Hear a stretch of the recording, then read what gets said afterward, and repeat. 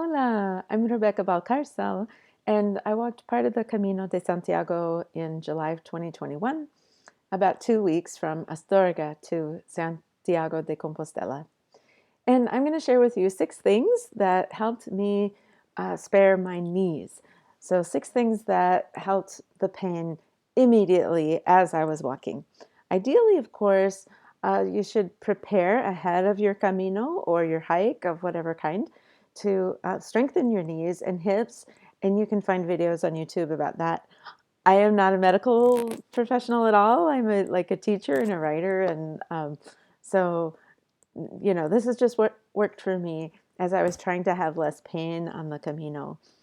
Okay, so first of all, slow down. This seems like it's just too simple, but it actually does help. So if you're looking at your watch and you're like stressed, take off the watch, stick it in your pocket, think about how there's probably a town coming up fairly soon. Just slow your pace because a fast pace is harder on your joints, harder on your knees. A little slower, a little slower.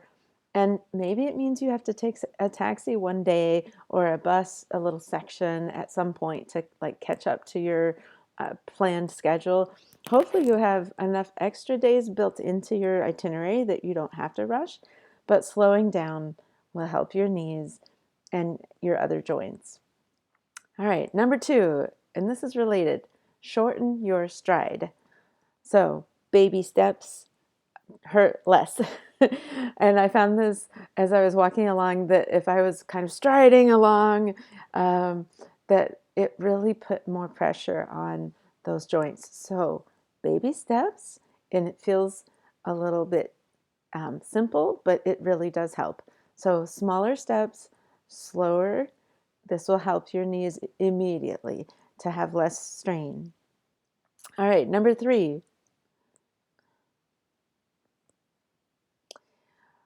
go sideways down any kind of incline, and actually going up or down.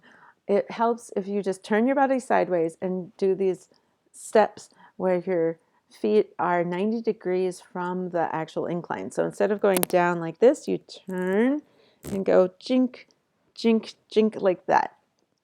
And you may feel like, okay, I'm going to look like a grandmother out there on the trail taking my inclines sideways.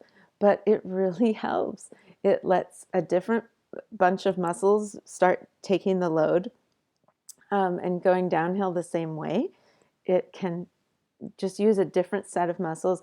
You'll notice what hurts, right? Is the muscles that you're using all the time, especially all the inclines and declines in the not on the meseta where it's so flat, but later on in Galicia, you'll just be climbing mountains basically. So don't be afraid of looking kind of silly, but just take it sideways. Another, for a few minutes, another idea is to go backwards uphill because, again, you're using different muscles. And I did that more than once, and I suppose I looked a little funny, but it helped my knees a lot. It gave my legs a little break using different muscles. So sideways, backwards. If you're on the trail and you're hurting, this will help.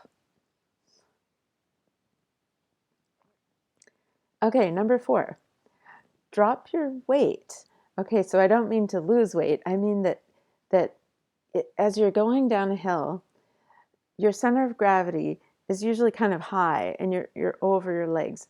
But if you kind of drop your weight and almost like you're bending your knees and you're kind of scooching downhill instead of tall walking, you just let your butt kind of drop, let your knees bend a little bit and be walking that way.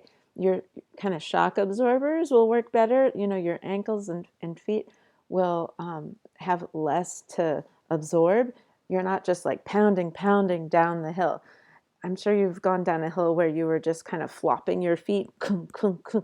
That's going to really hurt after, hour upon hour, especially, actually, even after a few minutes of that. So drop your center of gravity, bend your knees a little bit, take it sort of like you're hunched down a little bit. Not your upper body, actually, but just lowering your center of gravity a bit, bending. This really helps. It just puts less of a impact onto your knees. It feels more soft as you take each step and set down each foot. All right, so dropping your weight, it really helps. Okay, number 5, use trekking poles or one or a staff or something. I used 2 and I really loved them. Do learn how to use them properly depending on what kind you have. There's some different ways of doing it. Um, People can get a little bossy about, like, here's how you're supposed to do it, but you find what works for you. I mean, watch the videos, give it a try, be walking with them in your neighborhood before you're on the Camino, or, on the Camino, try some different things so that you can see what works for you. Like, are you gripping this way? But when you're going downhill, definitely let the poles absorb some of the first impact so that the pole absorbs the impact and then comes your foot. If you've used crutches, you know how to spare putting weight on it, one foot or the other. So you kind of want to do that alternatingly as you're going down the hill. The pole goes first and then comes your foot so that the pole can absorb for you. And if you're in an extremely steep area that's got rocky, like it's not a ramp, right? But it's stepping on rocks steeply down. I'm thinking of a particular area around Molina Seca. Oh my goodness, it was so hard. But I put my poles down first and then brought my body next. And it really helped. My arms helped absorb some of the weight. And I was able to step even with like 2 poles down in front of me and then make the step because it was that steep and that rocky. So yes, that was probably the hardest stretch of the Camino for me, was that area right before Molina Seca, actually.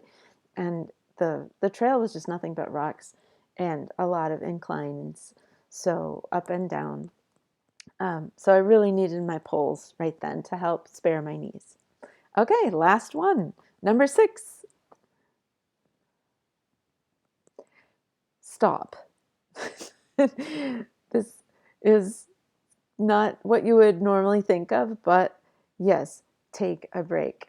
So you're hurting, you've tried the tricks, but your body does need to replenish. Your muscles actually need to just rest. So stop.